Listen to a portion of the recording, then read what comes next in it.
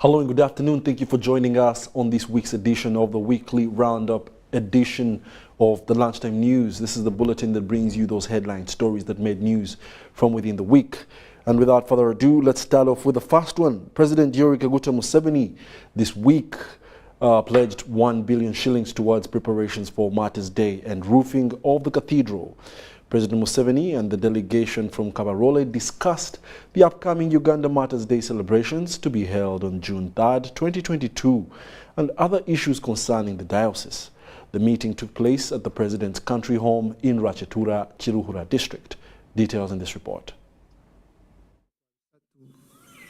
June ndikuja kuba kusaba kwa abantu baingi kandi kukuba kingwireho ihanga tujja kutunga abantu baingi muno nahagweki bishop nayenda kusoborora nukwarole nkoku osobora kumukongera nokumuha amagezi. Bisatu Juni mwaka guno tujaguza ekiro ky'abakristo ba Uganda kandi Uganda Episcopal Conference kwa Fort Portal Diocese kulembera omukoro oguhati mwaka guno kandi bakatumanyisa obwire bugenzire habulemezi buno obwa COVID nabweki tukatandika okutekaniza omukoro guno abo kutekaniza omukoro ogu kandi okurugira mu mbalirira tusanya twetaga haihi billion M akahumbeka mwaka Uganda abo omukoro guno kandi amungo gumu tatuna bulemezi nkakwandikira inyuma aho kumanyisa ngo twina bulemezi obundi bwa cathedral yitu kutonyerera bumenjora nabweke ibintu bino bibiri tutasanga bibona bituli maraka nabweke kandi sentes kwatagisa abo kwa repair ya urusuru cathedral twetaga 2 billion so tantu saruza sentes zino tukiza haihi bilioni yemu bitati twine bulemezi wa bilioni 2 zo tukwana nazo kurangu tusobole kusoroza nuko tutekaniza omukoro gwa namugongo ubusatu Juni hamwe nuko gumu tugenda maiso nuko tutekaniza sente zo gukora urusu rwa cathedral yitu nabweke hano okitene samono president ntukusaba utwateraho ha bilioni 2 habwe ibintu bino bibiri ebya namugongo kana urusu rwa cathedral ati okusakara na namugongo kundu kutunga bilionemu enijyo numujyanka tusoroza ku rugambantu abatarabamu tutantwara fundraising ku rugam parishes ku rugam different financial institutions schools and so on. Okay, so I'm going to look for 1 billion for the two you were amenyo ko gabura babala kiki nsima muno ukora gabura akora teka ha kusakara na kora teka ha mukoro, so I will organize 1 billion babala mukuru tusima muno. Then the tractors, that's a very good idea. The tractors, the 3 tractors, I will also get the 3 tractors. Lord, I will get only 1. Okay. Sima wewe mukuru. Ati vinde vino memorandum, they are medium term. Father Kabura, I had forgotten. I will work on it. It's a university. They had not reminded me. Okay. I don't know what. But there is a copy of the memorandum. Yes, I gave it to your officials. Oh, okay. So I will go through it.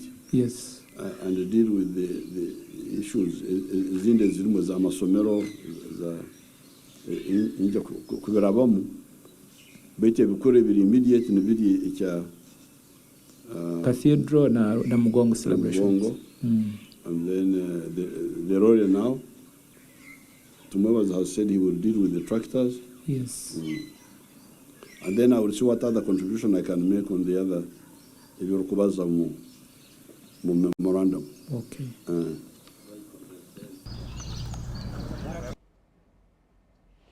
In other news, President Yoweri Kaguta Museveni, also the NRM party chairperson, this week directed the party Secretary General Richard Tadwong to convene a party stakeholder meeting in Omoro County and inform them about the mediation decision which was reached at during the Rachitura engagement.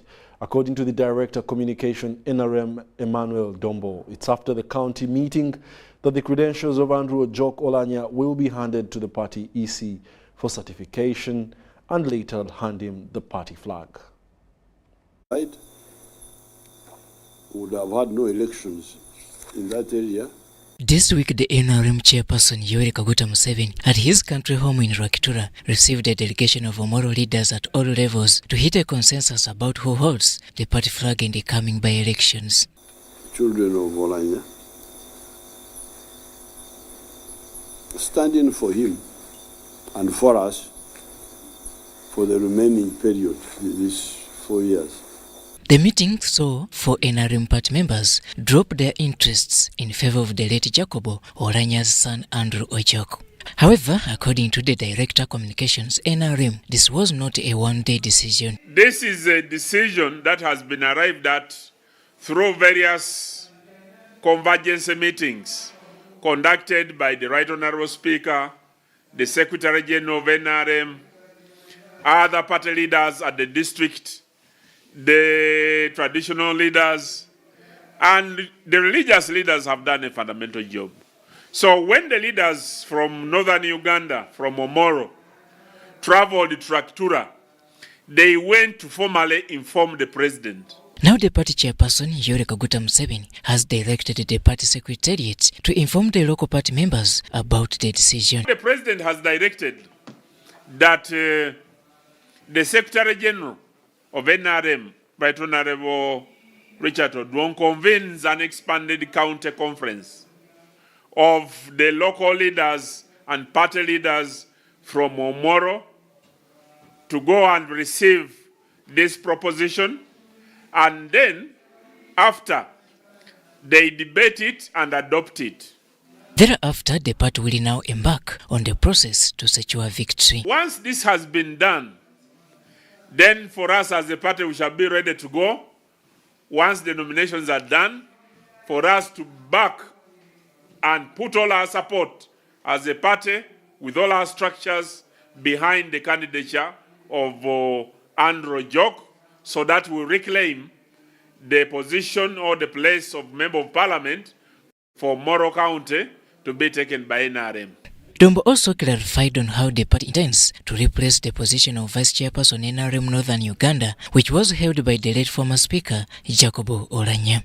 The Secretary General has already compiled a report to the Central Executive Committee, and once the National Chairman convenes the Central Executive Committee, the Secretary General is going to formally communicate and declare the vacancy, which has come because of the death of the Vice Chairman of Northern Uganda, and then the Central Executive Committee is going to deliberate on this matter and then decide when and how the replacement is going to be done. On 26th May 2022, residents of Omoro County will be heading for a by-election to replace the late former Speaker of Parliament Jacobo Olanya, who died in March this year, leaving a vacancy behind. Robert Onyango, UBC News. Now bringing you back to the matters of Kampala. Kampala capital city streets were this Saturday painted yellow as hundreds of Lieutenant General Muhoozi Kainerugaba's friends descended on the city to celebrate his 48th birthday anniversary. Traffic flow was brought to a standstill as fans moved across the city for the main venue of the party at Lugogo Cricket Oval, Kampala. For the first time in Uganda's history, celebrations for the first son's birthday, Lieutenant General Muhoozi Kainerugaba, have been held across the country. In Kampala and its metropolitan, the streets were almost painted yellow by hundreds of his supporters as they marched to Lugogo Cricket Oval grounds.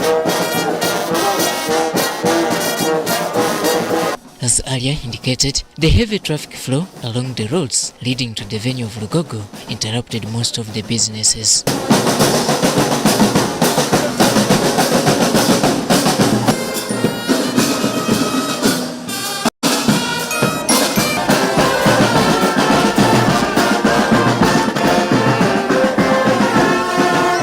Many of Muhoozi's supporters seemed to have waited long for this day.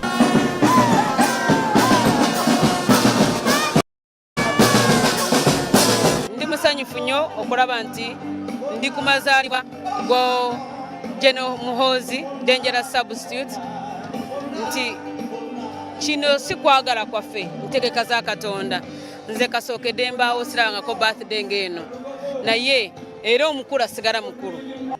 He has played a crucial role in our country, especially in as far as stability is concerned. And when you talk about stability, you're talking about security. He's been on the high hierarchy of the UPDF, and he's done a lot. He's been on tour of duty in Somalia, in South Sudan, and so forth. So we are also celebrating bravery. Uganda yafuna okusomozebwa ennyo mu biseera bino emyaka ebiri egiyise. Ndowooza kye kirowoozo kye yafunye nagaka. We are here today to celebrate the birthday of MK. Of course, he's a commander, he's a general, and yeah, he's worth being celebrated today. Several artists from all corners of the country embraced the birthday celebrations.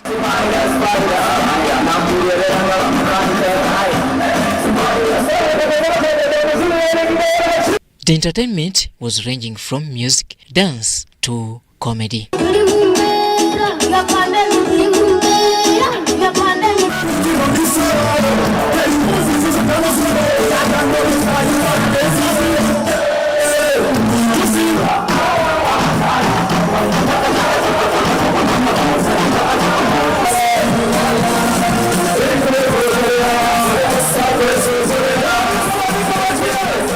When I was fighting, by that time we were in Fronasa.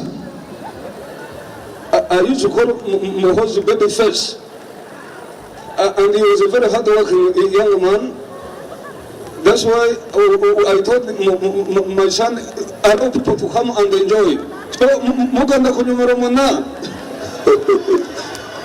The guests, who included government officials, ministers and other VVIPs, were treated to the luncheon of varieties of foods.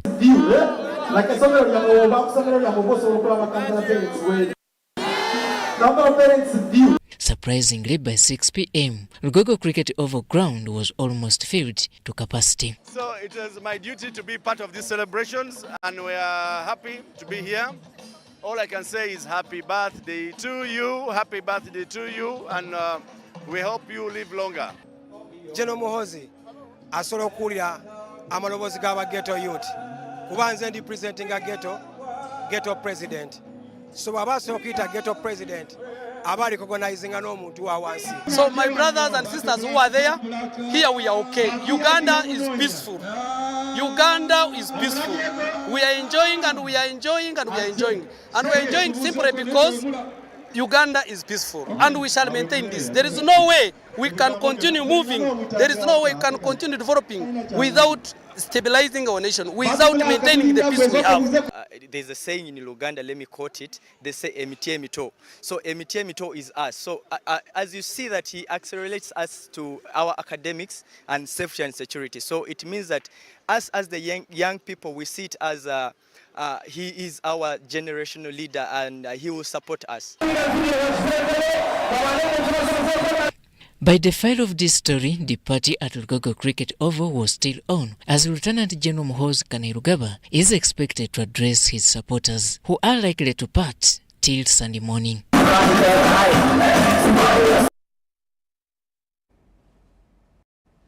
Some of the highlights from yesterday at the birthday of the first son. In other news, the Chief Justice Alphonse Wadulo this week linked high poverty levels in the northern region to the wrong choice of cash crops introduced by the colonialists. He says that the situation was exacerbated by the Kony-led Lord's Resistance Army 2 decades rebel insurgency. Dolo urges the Acholi and other tribes in the north to diversify their agricultural ventures in order to get into the money economy. The Chief Justice Alphonse Wadulo was among invited guests at the unveiling event of an elephant monument in Gulu City. His Highness Wat David Achana II, the paramount chief of the Acholi, graced over the event.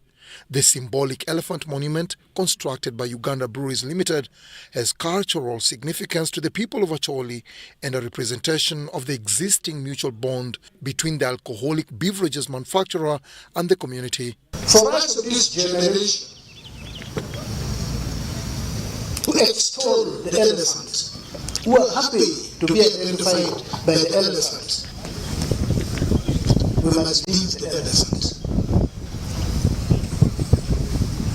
We must, together in concert. It is one of those days that helps to cement our partnership with the people of northern Uganda.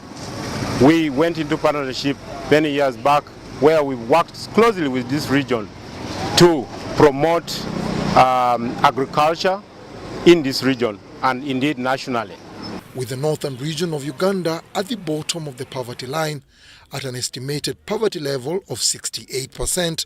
We are the highest contributor of poverty in Uganda. A call of diversification to crops of high demand and suitable for the region was made. The Chief Justice related the sluggish growth of northern Uganda to the commercial growing of cotton and tobacco and the rebel insurgency. We are condemned to the growing of tobacco in West Nile and even here. Cotton was experimented in Uganda, B52, if I'm not mistaken. It was called B52. B for Buchanasa. We don't know where Buchanasa is. That agricultural research center. And if it was found to work very well, then it was planted here, not in Buchanasa. Or if they did, it was abandoned, but we were compelled to continue with it. And it was coffee that was promoted in Uganda and other parts of Uganda.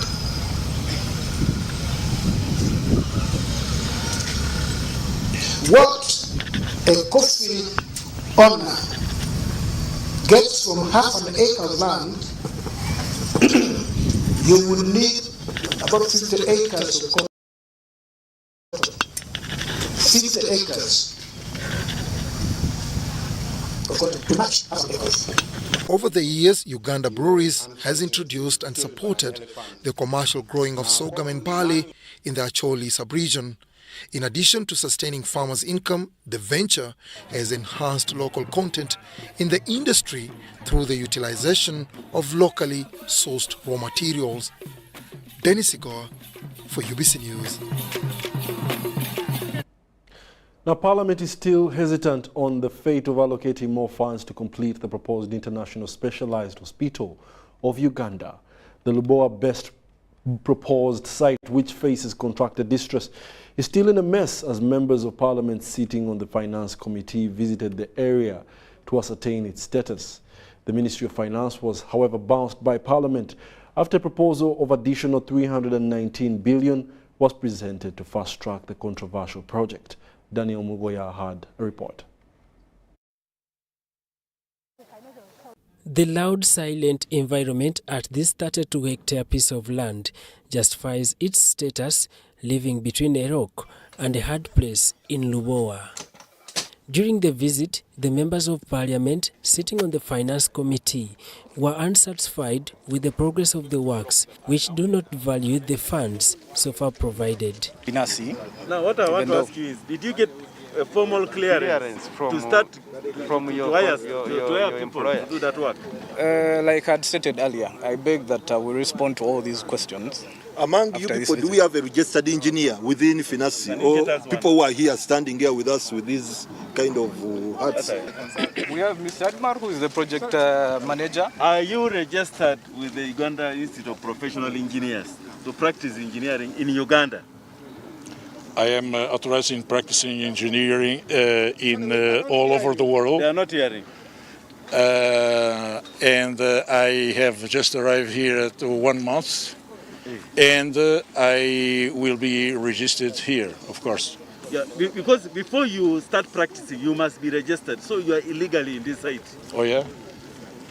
Do we have a safety manager? Not registered in this country. These are illegal. These are all illegal migrants. These are illegal migrants. Do you have a work permit? There's no worker here. No contract. The MPs cite incompetence of the relevant authorities upon progressing with the project. Did you bother to carry out a due diligence for the choice you opted for? Because here you went for a direct contracting method, which of course has got its own justifications.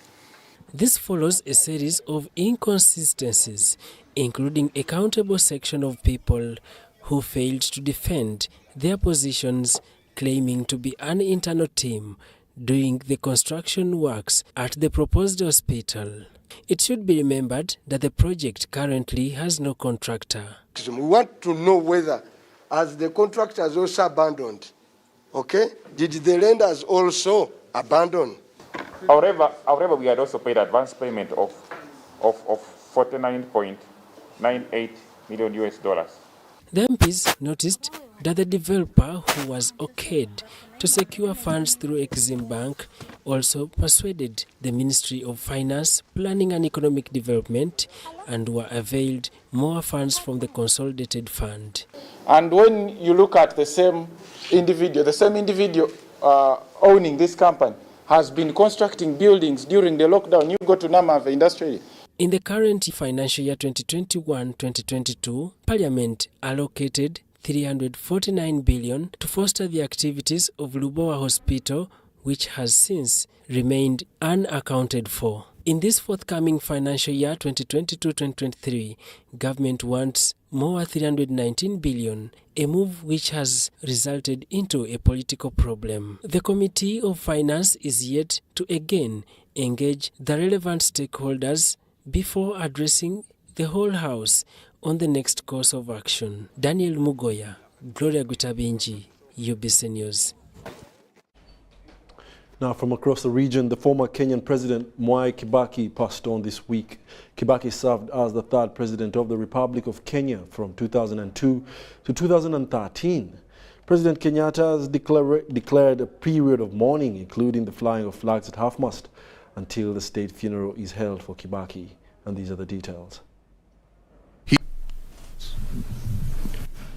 As we mourn the passing of an icon, we can rejoice in the lifelong companionship he enjoyed with his now departed wife, Her Excellency Mama Lucy Kibaki, and his extended family.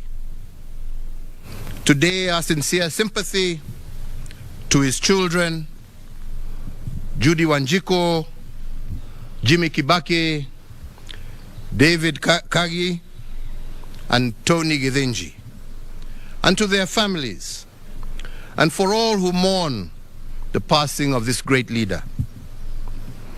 As the late former president served Kenya, Africa, and the world, he also remained a deeply devoted family man, an avid golfer, and an earnest friend to many. To them we say that while Emilio Mwai Kibaki is no longer with us in body, his spirit, legacy, values, and ideals live on in each one of us and in the limitless ways that he made Kenya immeasurable. Now, breaking news just in. The principal judge, Flavian Zeja, has survived assassination by unknown people who allegedly shot at his car. In a phone interview with the spokesperson of the judiciary, Jameson Karemani, police has taken interest and investigations are ongoing. This is Daniel Mugoya, working with UBC. Yes, Mugoya? Yes, we've heard of information that the principal judge was attacked this morning. Morning, yesterday. It was yesterday evening? Yes. Oh, what is the truth of the matter? The truth is that he was attacked and they shot at his vehicle, both his red car and his vehicle. Okay. And but they missed they missed targets. They didn't hurt anyone. But the vehicles, the bullets got the vehicles somehow. Okay, where was this? And it was after Mitara towards Kampings. That is Masaka Road. Masaka Road is. Okay, what is his health condition? He's okay. He's fine. I've just been with him. He's fine, and all his crew is okay. Yeah. Okay, is there anything you need to share with us for the lunchtime news? What we can only say is that the police is investigating. They have taken over the matter, and we await for their conclusion on what could be the cause and who are the perpetrators. Okay. Yeah.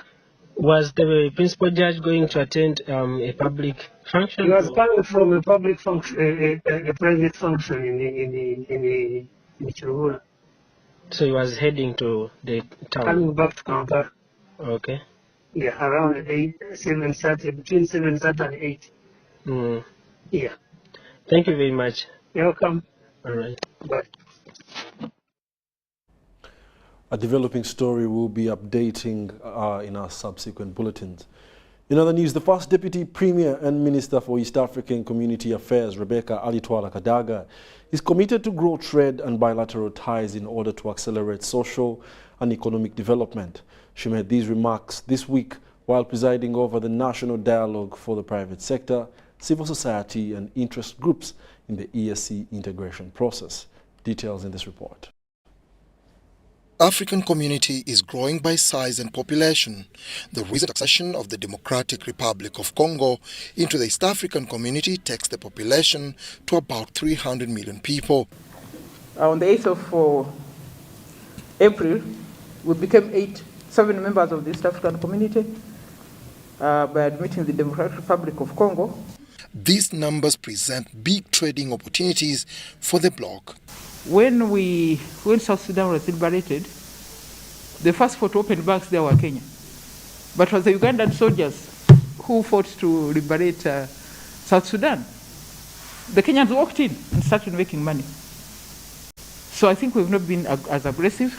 Even now, the DRC actually shares the border with the 5 of the countries of East Africa, with Uganda, with Rwanda, Burundi, Tanzania, South Sudan. It has no border with Kenya. But as soon as we admitted them, Kenya's Equity Bank, SCB, already in Congo. While making her presentation at the National Dialogue for Private Sector, Civil Society and interest groups in the EAC integration process, the first Deputy Prime Minister and Minister for East African Community Affairs underscored the need for enforcement of treaties. She also raised concern about the cost of communication, urging Tanzania, which hosts the East African Legislative Assembly, to harmonize their communication tariffs. The national and regional dialogues is geared at contributing to the EAC integration process.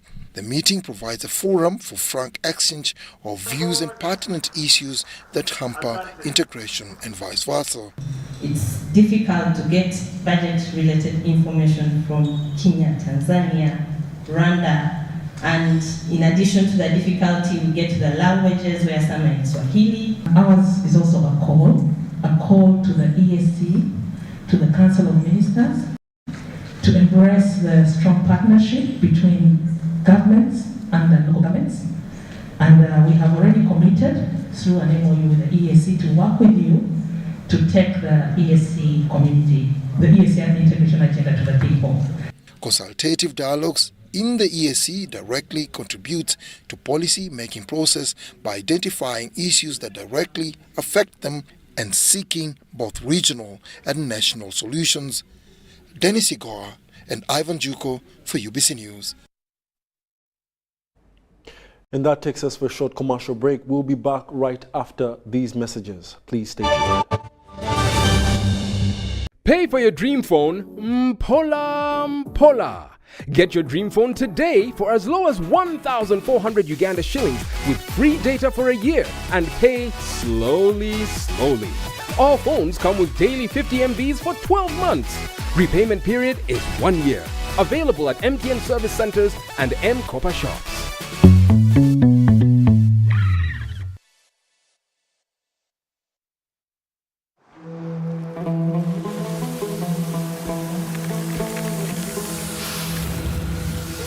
A World Cup in the desert? The first one in the Middle East. The first to be held at the end of the year? That's crazy.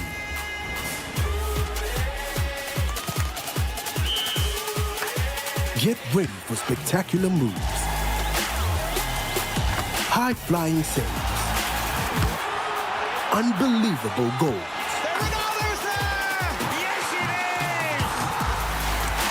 Out of this world celebration. Would you believe it? What a moment here! All 64 matches live. That's over 5,000 action-packed minutes of the FIFA 2022 World Cup Qatar. Now that's crazy. Catch all the action only on SuperSport, your world of champions. On Gold TV, love it. Even with my grandson, a doctor at my side, I struggled to get the help I needed. But he saw something that day. He began to work day and night. He wouldn't quit, even when people said no. He wouldn't stop fighting. He knew something had to change, and his vision was bigger than anyone could imagine. He made it possible to receive quality medical services anywhere in Uganda by simply using a phone. This is a story of a regular Ugandan just like you, who harnessed the power of technology to provide a solution for us. How about you tell us your story? UG needs more of you. To share your story, visit airtel.co.ug/UG needs more of you or call or SMS 162. Airtel, the smartphone network. COVID-19 is still here with us. As Owechtiwa Peter Maiga, the Prime Minister of Uganda, states, let us all take the necessary precautions. Self-medication is always very dangerous. We should leave medical matters to the medical personnel. It's only a healthy population that can produce wealth. And if you want to work for your well-being, you must care about your health first. Because of the new COVID-19 circulating variants like Omicron, it is very important for all of us to be fully vaccinated with 2 doses of the same vaccine type. It's only those getting Johnson & Johnson who receive only a single dose to be fully protected. Even after vaccination, continue to adhere to all SOPs by wearing a mask properly, covering your mouth and nose, washing your hands regularly with soap and clean water, or using an alcohol-based sanitizer, maintaining physical distance of at least 2 meters from others, and avoiding crowds. Echa COVID-19, chija kugwa. This message is from the Ministry of Health with support from UNICEF and partners. EdTech Monday Africa is brought to you by the Mastercard Foundation Center for Innovative Teaching and Learning in ICT and the Innovation Village. Over the last few years, there has been an accelerated push to incorporate technology into education in ways that drive learning. But is it ever too early to integrate technology in education? Can technology be used at the ECD level to lay the foundations for lifelong learning?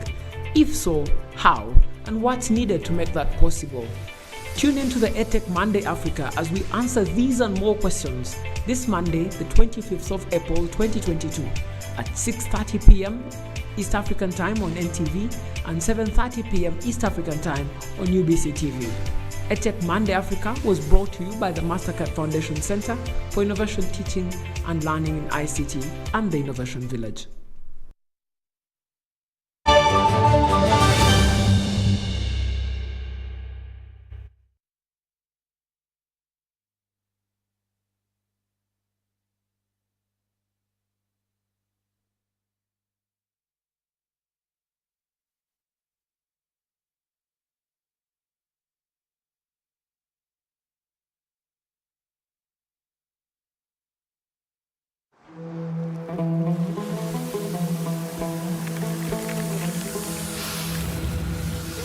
A World Cup in the desert?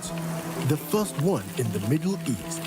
The first to be held at the end of the year? That's crazy.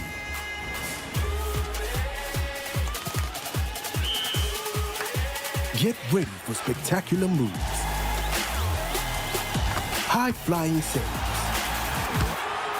Unbelievable goals.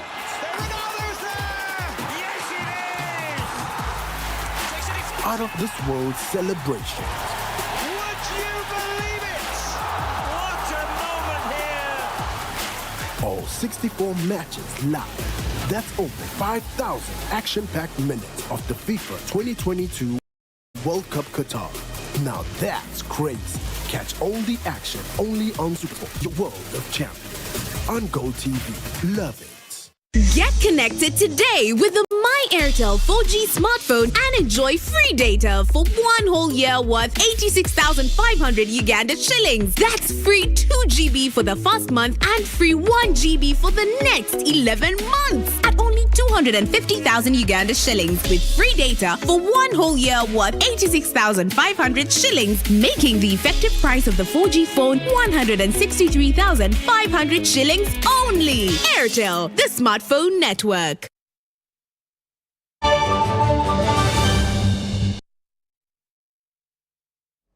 Welcome back. You're still watching the weekly roundup edition, broadcasting live from Nile Avenue. We take you to more news. The Prime Minister of the Republic of Uganda, Robina Nabanja, was this week in Chotera district to understand the on-spot tour of the disputed land in Sango Bay. The Sango Bay land borders Tanzania and it has been designated for palm oil production project. Henry Okrut reports. There has been a long-standing conflict over this land between the local people and investors who were allocated land by government. As part of an effort to amicably settle this long-standing conflict, the President directed the Prime Minister Robina Nabanja to coordinate a conflict resolution effort. Consequently, the Premier held a community meeting at Kakuto Sub-County headquarters to listen to the people's concerns. The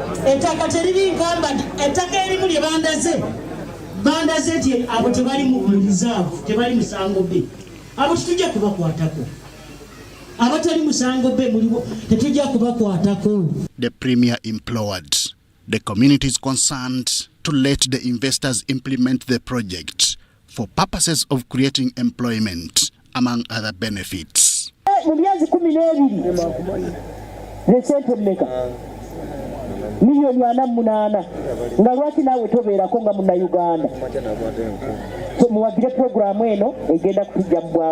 The major concern and worry amongst the people is that government was forcefully taking their land. So the project tujiwagira ate tukyayagala enkulaakulana mu disitulikiti y'ekyotera tewaba kugamba nti ffe ng'abakulembeze ba kyotera tetuwagira. Kyetusaba n'abo abalina ettaka lyabwe nga tirikwatagana na Sango Bay, maama tusaba abo abalikolako tibakwata ku ttaka lyabwe. Earlier, the Prime Minister had an aerial tour of the Sango Bay land to confirm the coordinates. Government had earlier given an investor from India to plant sugarcane, but the project stalled. As of now, the land has been given to another investor to grow palm oil.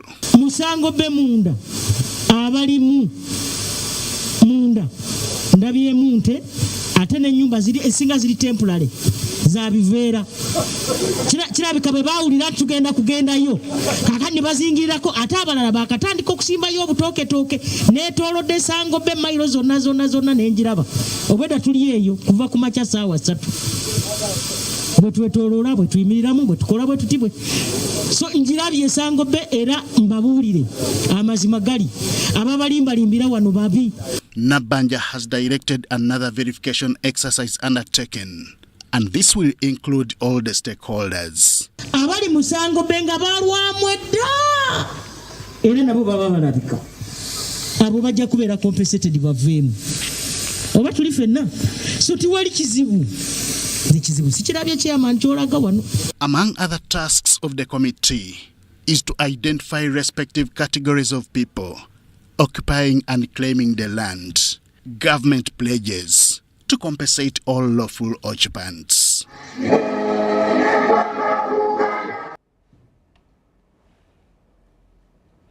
The UPDF Chief of Defence Forces General Wilson Mbadi has commended the historical ties between Uganda People's Defence Forces and the Tanzania People's Defence Forces, saying that the historical ties are worth maintaining. General Mbadi made these remarks while addressing a delegation of directing staff and students from the Tanzania National Defence College, NDC, at the Ministry of Defence headquarters in Imbuya.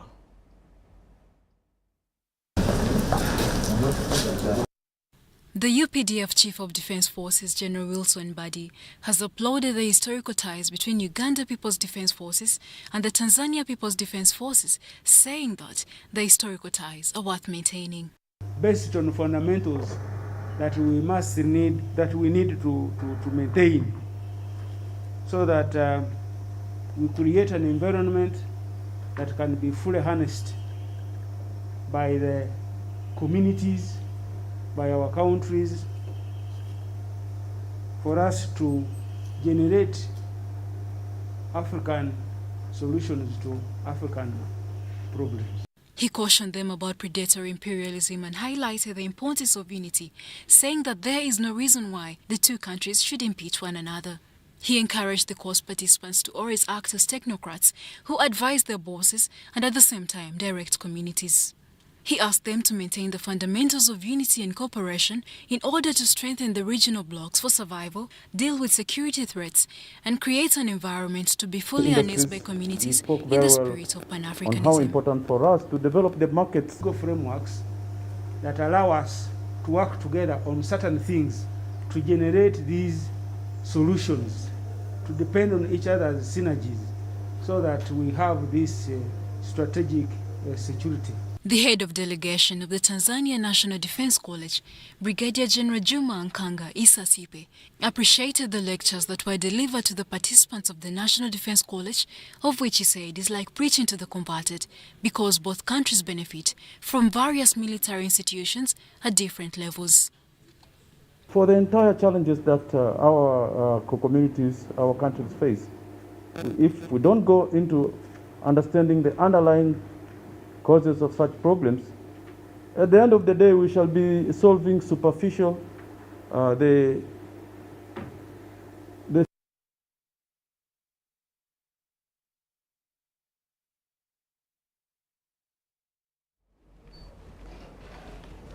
Furthermore, the UPDF this week denied allegations that Awan Marinos Alexandria was arrested by the Chieftaincy of Military Intelligence, CMI, and later tortured and raped. The defense spokesperson, Brigadier Felix Kulaije, dismissed the claims as baseless during a press briefing at defense headquarters in Mbuya. UPDF today presented two persons, including Sergeant Al Hassan Matov and one Hassan Sengoba, accused personally participating in the torture and alleged rape. Defense spokesperson Brigadier General Felix Kulaije dismissed the claims as baseless during a press briefing at defense headquarters in Mbuya. Alexandria has never been detained in CMI detention.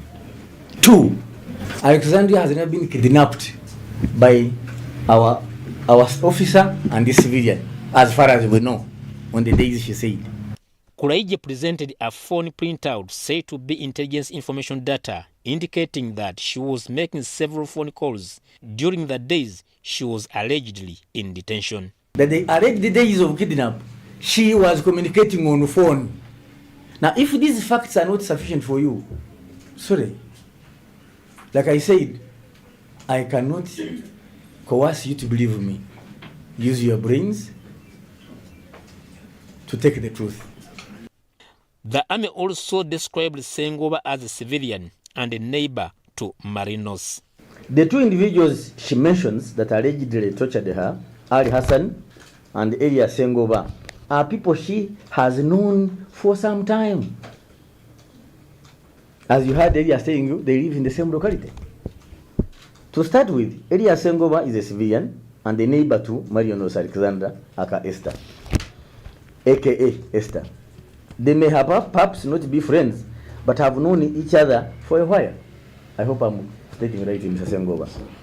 Kulaije said Sergeant Ali Hassan Matov only interfaced with the 29-year-old Marinos in 2020 as part of investigations about Marinos' husband, who was a local defense unit personnel who had deserted.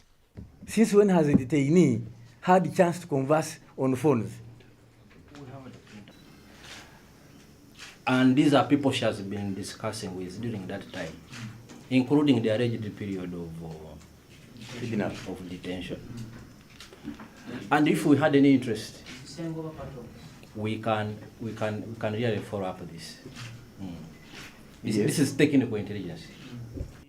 Courageous said Sergeant Al Hassan Matov only interfaced with the 29-year-old Marinos in 2020 as part of investigations about Marinos' husband, who was a local defense unity personnel who had deserted. Haruna Mtesasira, UBC News.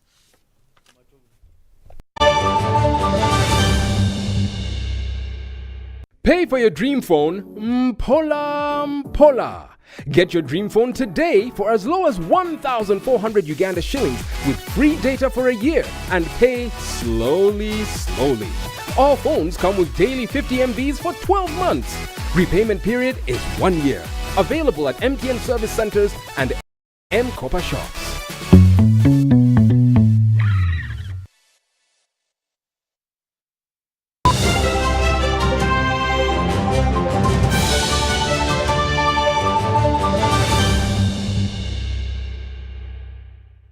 We'll now take you to the weekly roundup news in the business sphere. Karenga District in Karamoja Sub-Region commissioned 17 fish ponds out of the 100 ponds promised by WFP to benefit over 100 households in Labalangiti's sub-county in Keilio Parish. The commissioning of 17 fish ponds each has a startup of 27,300 fingerlings that have been stocked with full support from the Wild Food Program and Andre Foods International, with the aim of addressing poverty, hunger and malnutrition through asset creation and livelihood programs. Details are in this report. Through Asset Creation and Livelihood Program, World Food Program, together with its partner, Andre Foods International, have embarked on changing lives with over 100 households of Lobalangiti sub-county, Nakerio Parish in Karenga District. Residents in this area were given 17 fish ponds. This project of the fish ponds, or Happy, it's like the project of Happy to give us now the project of fish ponds now to help the malnourished. This fish will now boost the nutrition of people in the Balang sub-county, Karenga district.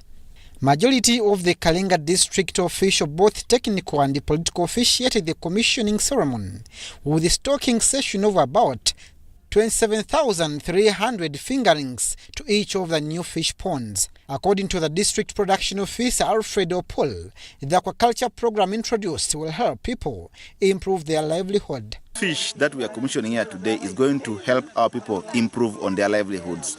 It's going to improve on their nutrition, and once the fish mature, they are going to make sure that they are able to sell off others, they will be able to feed their children, and generally the livelihoods of our people in this area is going to improve. The first 17 constructed ponds by World Food Program and Agri Foods International will be handed over to 4 farmer groups. Well, fish is rich in proteins, which are very important in building the body. Secondly, fish it is rich in omega-3 fatty acids, which are really important in brain development, among others. So we hope that we use this fish to fight malnutrition. On the other hand, when the farmers sell the fish, they'll be able to get money. World Food Program and its partner Agri Foods International want to make the green belt of Kalenga a fish zone for Karamoja sub-region by making use of the available market for fish in Kidepo National Park.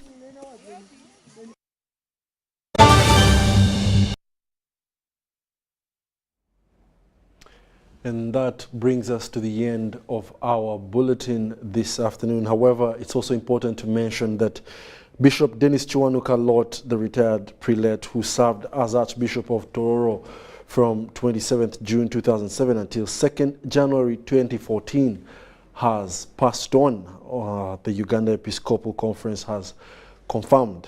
Bishop Lot was born on 25th March 1938 in Kadumure village in present-day Palisa district in the eastern region of Uganda and died at 84 years. Bishop Lot, who previously served as Bishop of the Diocese of Kotido from 20th May 1991 until 27th June 2007, died at Nsambia Hospital where he was admitted since April 12th. He retired on 2nd January 2014, and that was at the age of 75 years and 9 months. May his soul rest in eternal peace. Otherwise, that's all we had for you this afternoon. Please do stay tuned for more news in our subsequent bulletins. From the team and I, we must say, have yourselves a lovely Sunday afternoon.